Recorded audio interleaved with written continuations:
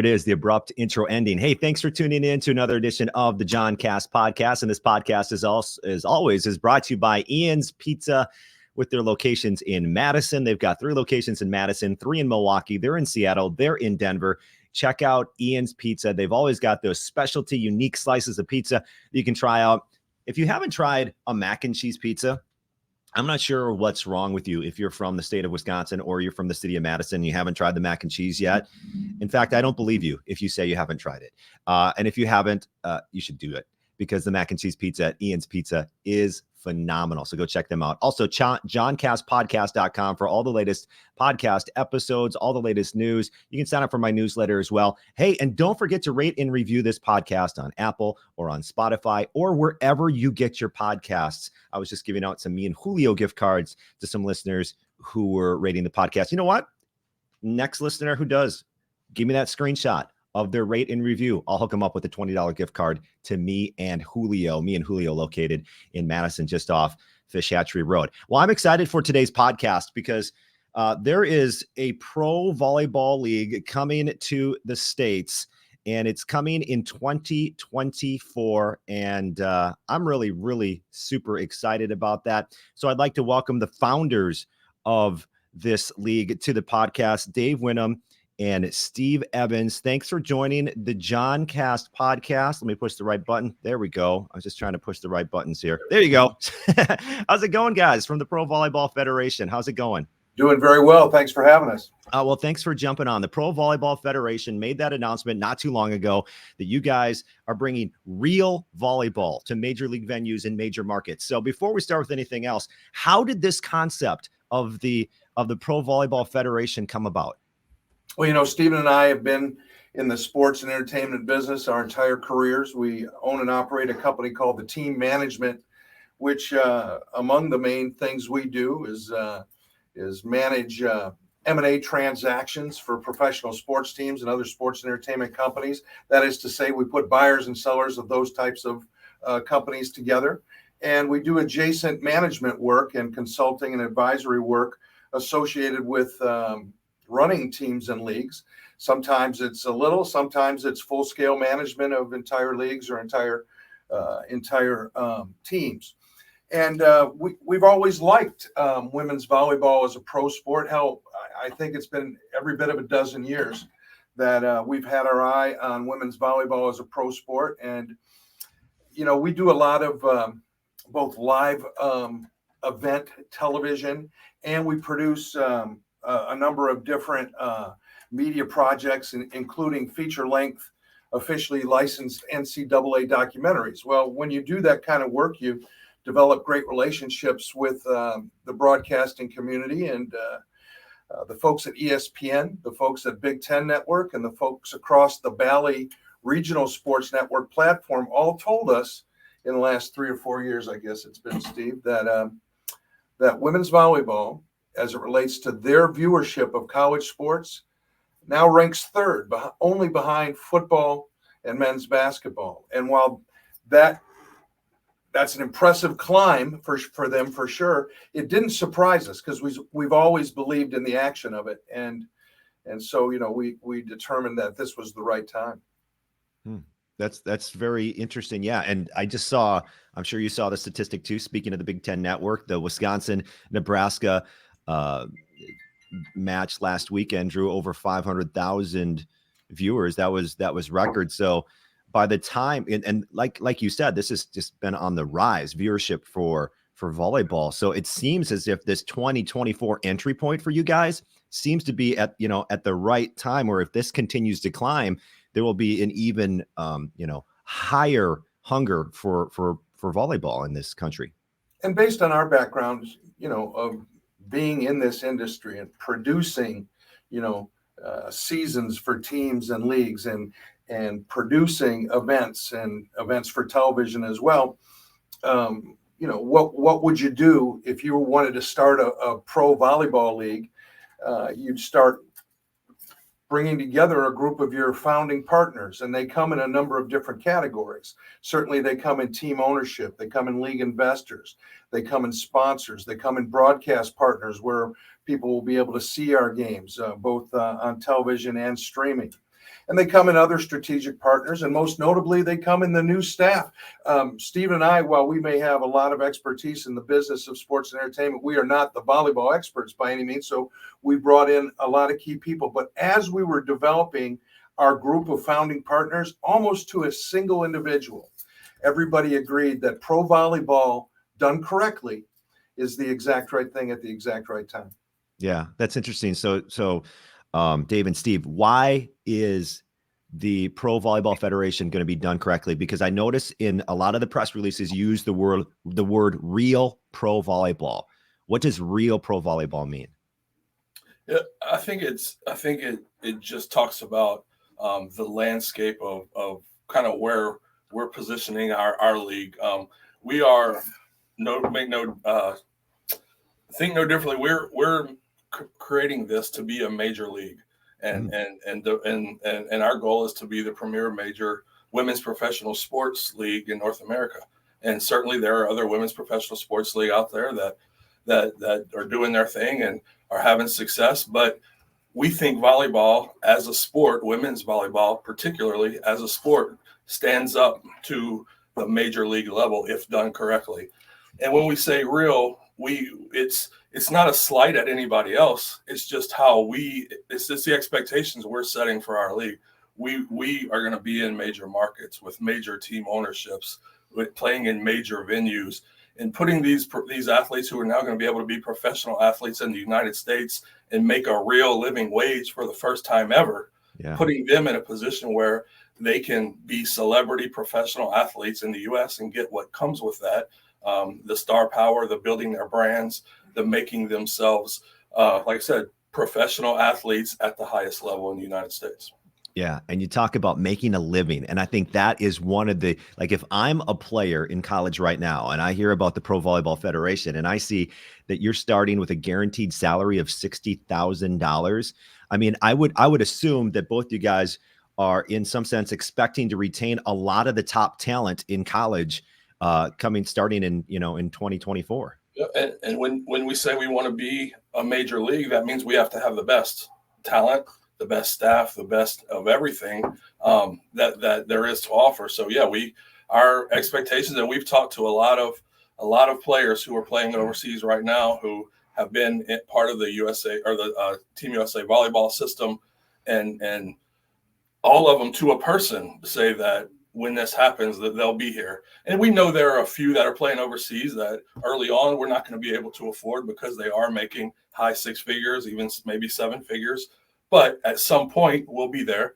And at some point we will be able to attract the best. And our goal is to certainly be able to compete as a world league at some point. We're not going to be there in day one, but we'll be the best in the United States in day one. And then we'll work our way through the rest of the world as we go. And John, I think Steve would agree that it's more than just about compensation. When we've been visiting with so many of these players, I'll name one by name, Ashley Evans, who's a USA Team USA member, I should say, and is All-American out of Purdue that has had a great career and is having a great pro career. She listed the things early on when we were first reaching out to players that she thought were most important, and actually pay came in third on that list. Wanted to know, are we going to be providing these athletes with the level of coaching, the level of training, the level of care and feeding, if you will, of a high-level pro athlete. She wanted to know what kind of venues are we playing and what types of audiences we expect we can be able to attract, and that's really where our specialty comes in.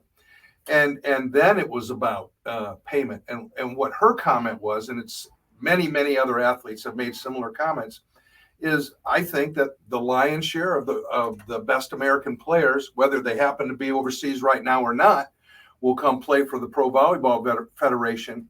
She said those few who, other than those who might just be making way more than we're going to be able to pay, the other ones that may decide to stay might do that because they're playing in an international league with international rules that they may feel may best prepare them for the next Olympics, and they may want to stand pat, and that's cool, but just based on the volleyball people we've already been able to attract to our organization. Cecile Renaud, to me is to college volleyball as, hell, Nick Saban is to college football. She's done it all, seen it all. She's served the sport as a great Division I head coach, but also as the chair of USA Volleyball's board, as a leader in the American Volleyball Coaches Association. And she joins us, and our commissioner, or I should say, I beg your pardon, our CEO.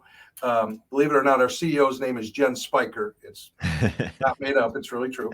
But she joins Jen staff as the vice president of volleyball operations.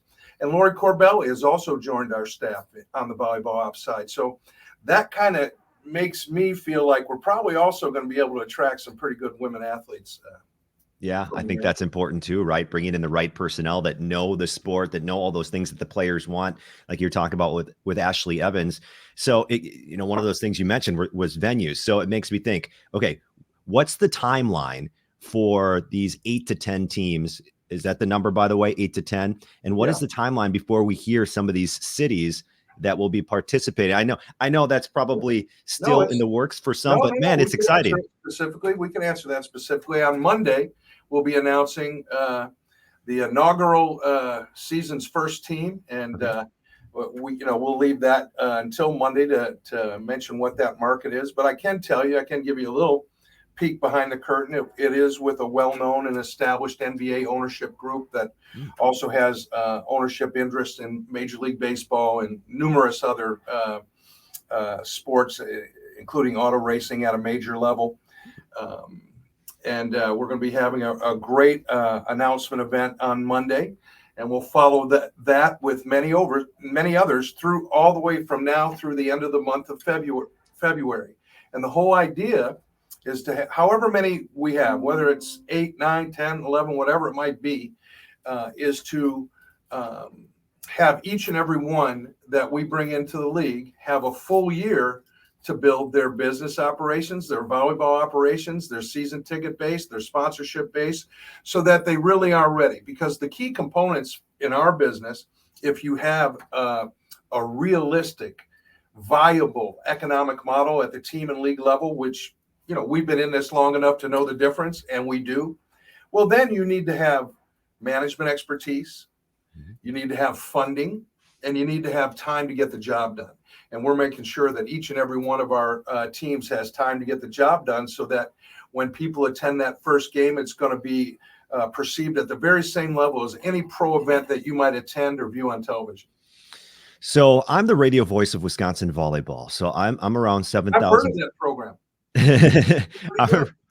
I'm around 7,000 fans a night. They sold out the Kohl Center earlier this year with 17,800 in this regional market of Madison, Wisconsin. I was just in Columbus, Ohio, where the Covelli Center for Ohio State was sold out and loud. I was just in Lincoln, Nebraska, where there were 8,000 fans in that arena in the Devaney Center. So my question is, how important do you feel it is for regional stars within kind of that area to be in the same region where their fan bases are, whether or not there is a franchise somewhere in the Ohio vicinity, somewhere in the state of Wisconsin? How important is it to try to not only kind of touch those fan bases that are already there in the college game, but then also try to keep some of the talent, or don't you look at it that way as far as the talent's concerned? Here's the thing, and I know Steve has some things to say about this, and I'll just preface his comments. And that's that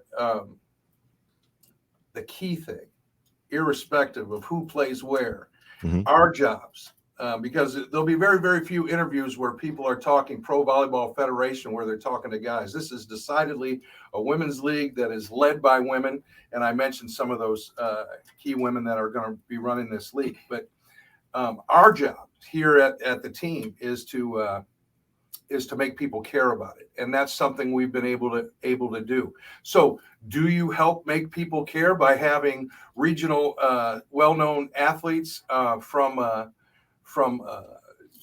your vicinity, whether they hail from there originally and played high school there, or whether they played in the nearby college? Sure, that helps to do that. But this is not about us, trying to just glean the college audience. This is about converting the unconverted. Right. And our goal is certainly help grow the game.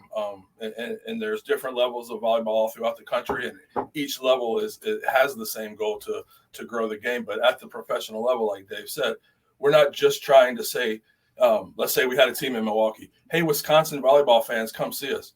We're everybody in Milwaukee, everybody in the surrounding regions, just like the Bucks would be trying to attract everybody that the families, people that are early professionals. Everybody is looking for entertainment, right? And whether it's men, women, boys, or girls, we're about making fans, volleyball fans, of this great game, which in no way, shape, or form, John, takes a back seat to the men's version of the game. If anything, it's quite the opposite.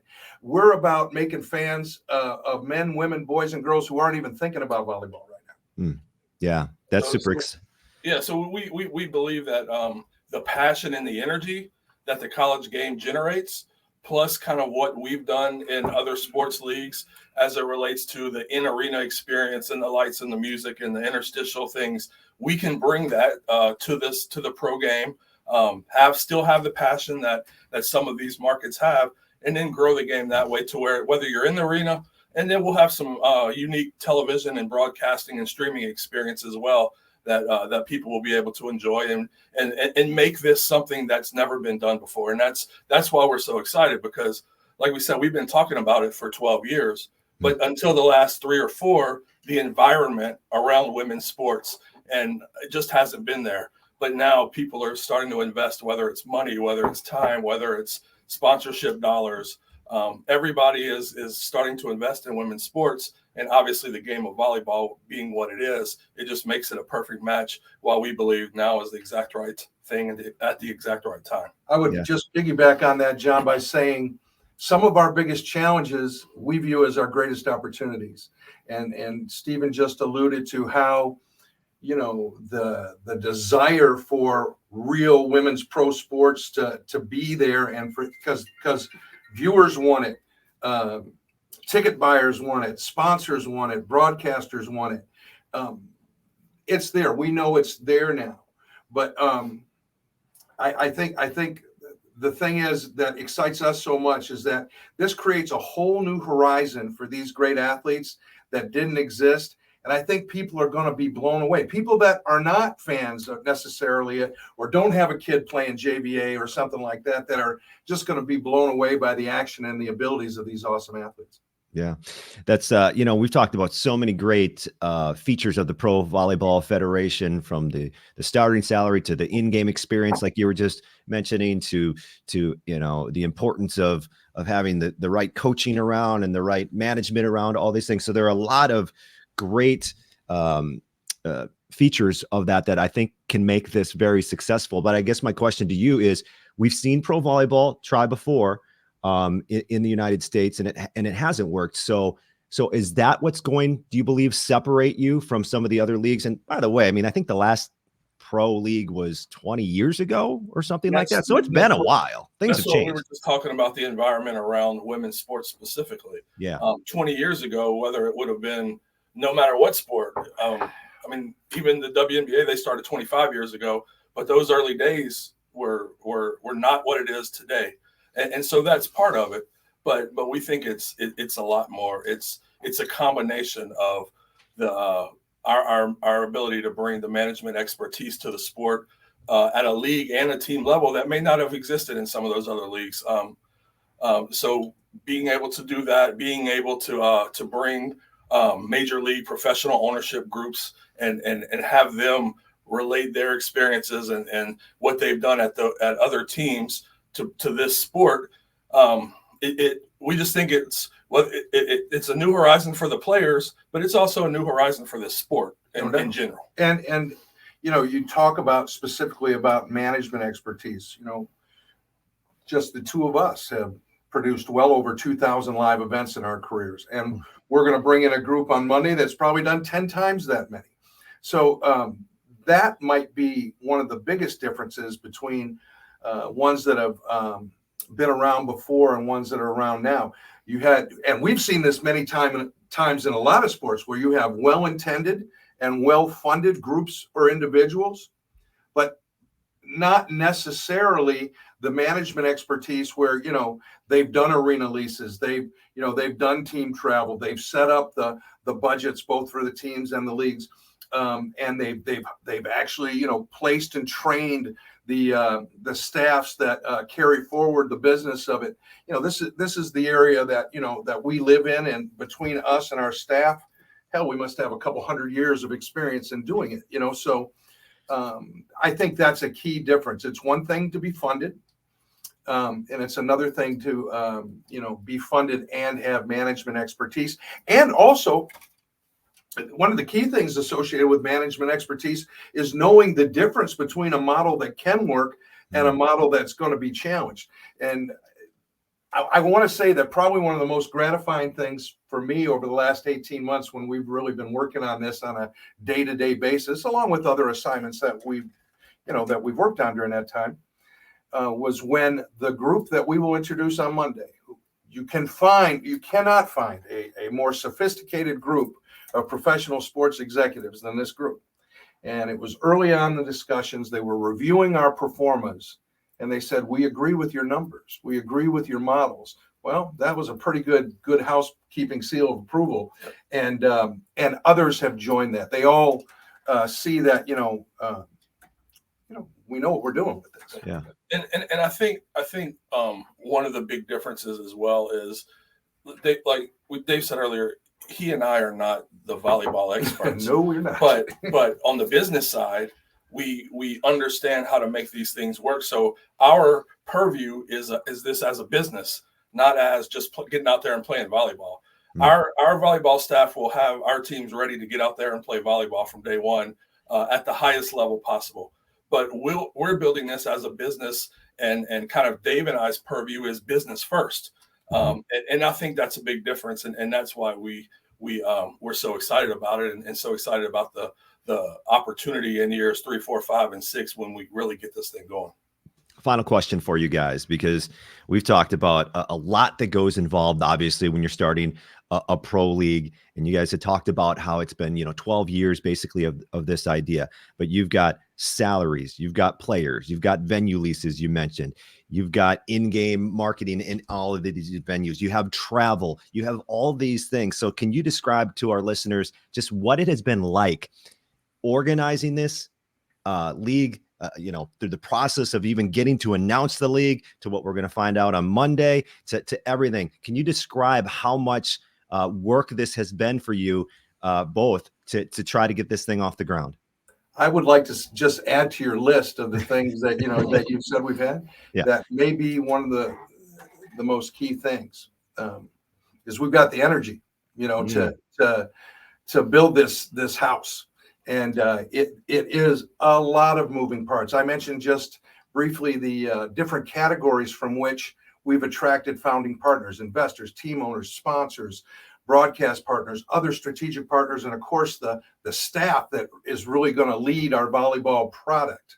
But it's one thing to have the expertise to know what to do, and it's another thing to have the willingness, the want to, and the drive to do it every day. And some days we're better than others, and some days we're very, very challenging. But we've always believed, and I've alluded to this before, that in having a sport such as women's pro volleyball, you've got one that doesn't, action-wise, doesn't take a backseat to anybody, and that really gives us a lot of buoyancy, and it helped give us the energy required to build this team. Right, and I think it's important to note that it is for all intents and purposes, this is something that's new. This is something that's never been done before at this level. And just that is an exciting thing, to be able to bring opportunities to people who don't have opportunities right now. That's an exciting thing.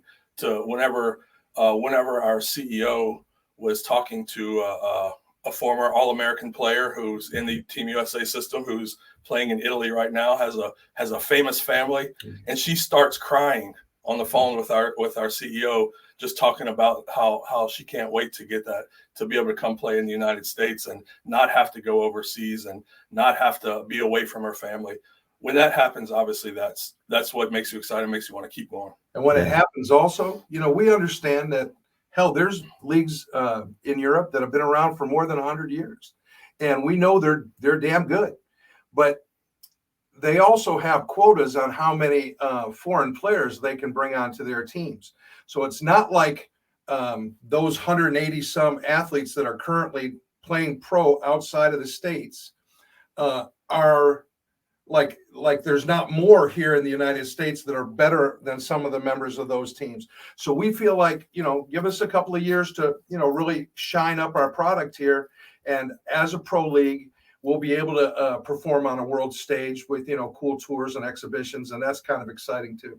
Yeah. And I think you're spot on when you talk about that player that was in tears, is because when you give a competitive salary, we didn't even mention the revenue sharing that you guys plan to do. Oh, yeah. And do we have a quick second for Steve to just tell you about the things that are important to us about treating our athletes the right way? Yeah. Oh, absolutely. Absolutely. That's one of another reason we pulled the trigger and did this and started this, is because we've seen all too often leagues around this country that in all sports, that we've been a part of and that we haven't been a part of, but we just see the way athletes are treated in some of these leagues. And I mean, it's from being paid salaries under the poverty level to being put in Section 8 housing to live in, to being fed fast food, to be a supposed professional athlete and try to get your body right, and having to go through some of those things, having to work 2 other jobs to send money home to the wife and kids while they're there 6 months, trying to be a professional. We just got tired of that. And then this gave us the opportunity to finally do it the right way. And the basis of our league is treating the athletes the right way and treating them as true major league professionals. And whether that comes from a living wage where they don't have to do some of the things I just talked about, whether that's sharing revenues with the players who are that's our product. The players are the product. And we believe, and we haven't seen anything different, that we're the first sport in the history of the world the first league in the history of the world that has had revenue sharing with the players from day one. And that's something that we're also proud about. We'll also have a program, an incubator program, to help our athletes develop their lives and careers post playing days. And we're excited about that as well. We won't go into the details of that, but it's just another part of our commitment to making sure that these athletes are being treated like real pros. And that's just part of, you mentioned some of the differences, and this isn't just about the volleyball on the court. The volleyball on the court is going to be great, but this is a true business that's going to grow athletes, that's going to grow business people, that's going to advance missions and give people opportunities. And it's so much more than just playing on the court. And that's what differentiates us, and that's what we believe will make us successful. It's real pro volleyball, John. Real pro volleyball, the Pro Volleyball Federation. And it sounds amazing, guys. I can't wait for the announcement coming up on Monday, where we get to find out. We'll find out exactly one of the franchises. We're going to announce them all one at a time from their markets and have nice celebrations in each city. All right, fantastic. We'll find that out. And then in 2024, things get underway. I'm really excited. Like everything you just said, it sounds you're going to be able to retain talent in the United States. And there are a bunch of great volleyball players that can keep playing. They don't just stop at college. They can keep playing and they can showcase it, and you can grow that audience even bigger. And I'm really excited for the Pro Volleyball Federation as well, with founders Dave Whinham and Stephen Evans. Dave, thank you so much for the time. Thanks so much for having us. We hope to see you in Omaha. All right, absolutely. Well, if Wisconsin can get to Omaha, I will be in Omaha. How about that? Well, we're speaking to you from Columbus, Ohio, and they certainly put on one hell of a show last year at this time, and I have a feeling they're going to be there again this time. Okay, we'll connect if I get to Omaha, okay? Appreciate you. All right, thank you, guys. That's Dave and Stephen, the founders of the Pro Volleyball Federation. I'm telling you, man, this sounds exciting, and I know a lot of my fan base loves volleyball, so get ready for the Pro Volleyball Federation coming up in 2024, and listen for that announcement on Monday. I'll retweet it on my social media as well, at John Audius Radio, at John Cast Podcast. Thank you so much to Ian's Pizza for sponsoring this podcast. As always, 3 locations in Madison, 3 locations in Milwaukee. They are in Seattle, and they are also in Denver. Also, check out johncastpodcast.com for the latest episodes and anything you've missed on our blog. on my blog, rather. Sign up for the newsletter too. I'm not going to spam you with crap. I'm just going to only send you the good stuff. Plus, next person to rate and review and send me the screenshot of the review on Apple or Spotify, I'll hook them up with a $20 gift card to me and Julio. But you got to be the first one in my inbox or DM me at John Audius Radio. Okay, that's it. Hey, thanks for listening to another edition of the Johncast podcast. Goodbye.